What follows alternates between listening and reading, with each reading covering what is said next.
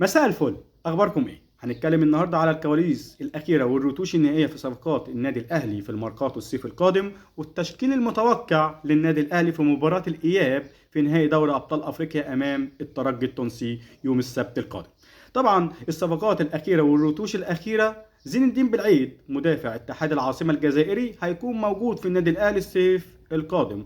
مصطفى العش مدافع زد هيكون بديل لمحمود متولي في الصيف القادم.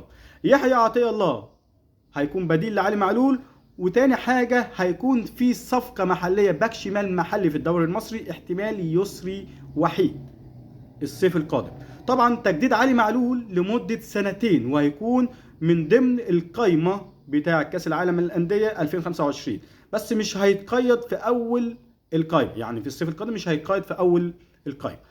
طبعا تكريمه ده تكريم الاساطير. طبعا كلكم عارفين اخلاق النادي الاهلي بتكرم اساطيرها ازاي. هيكون علي معلول موجود في النادي الاهلي، هيتجدد له سنتين، وبعدين هيكون في الطاقم الاداري في النادي الاهلي.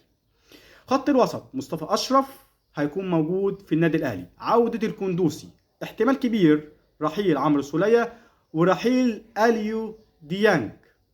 طبعا بيرستاو جاي له عرض كبير من جنوب افريقيا وعرض تاني من الشباب السعودي. احتمال كبير برضو رحيل طاهر محمد طاهر. كريستو هيكون اعاره لمودرن فيوتشر او سيراميكا كليوباترا، طبعا عشان بعد عدم رغبه كولر بيه. وطبعا هيكون السنه الجايه هيكون اجنبي فوق السن، واحتمال كبير يرحل بس مش بصفه نهائيه.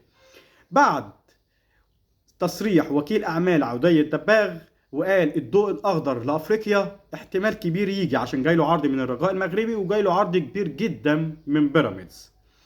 دي الكواليس الاخيره بتاعت صفقات النادي الاهلي.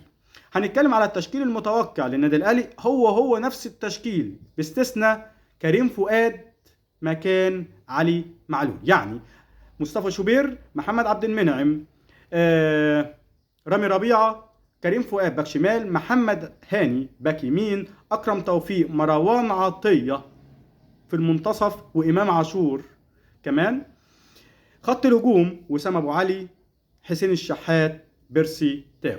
اتمنى التوفيق للنادي الاهلي وناخد ال 12 ان شاء الله يوم السبت القادم. ده اللي عندي دلوقتي، اشوفكم فيديو جديد. سلام.